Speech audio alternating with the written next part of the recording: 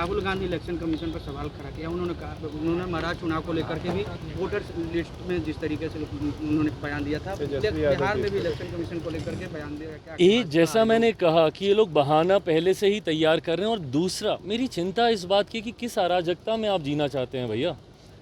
आपको किसी व्यवस्था पे आपको यकीन नहीं है, किसी कॉन्स्टिट्यूशनल पोस्ट को आप रिस्पेक्ट नहीं करते, किसी कॉन्स्टिट्यूशनल अथॉरिटी बॉडी को आप रिस्पेक्ट नहीं करते, किसी संगठन पे आपको विश्वास नहीं है, किसी व्यवस्था पे अगर आप विश्वास ही नहीं रखिएगा, आप हर व्यवस्था, हर ऑर्गेनाइजेशन को आप कहते हैं कि ये तो सरकार के पपेट बने हुए हैं, सरकार के पपेट बने हुए हैं, जबकि आपको याद होना चाहिए कि सबसे पहली बात सीबीआई किसी का तोता है, ये शब्द का इस्तेमाल यूपीए की सरकार के दौरान किया गया था।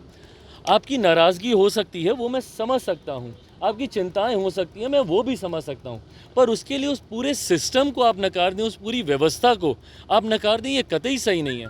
आप ईवीएम पे आप ठीकरा फोड़ते हैं, ईवीएम अब क्या, अब ईवीएम ठीक हो गए, अब सारी चीज़ें ठीक हो गई, जो अब आपने ये नया शगुफा आपने शुरू कर दिया। हकीकत है आपको अपने पे ध्यान देने की ज़रूरत है। अगर इसी तरीके से ठीकरा फोड़ने का कार्य अगर आप करते रहेंगे तो कभी विपक्ष मजबूती से वापस नहीं लौट पाएगा। इन सिस्टम्स पे, इन बॉडीज़ पे, इन अथॉरिटीज़ पे आपको विश्वास रखना होगा।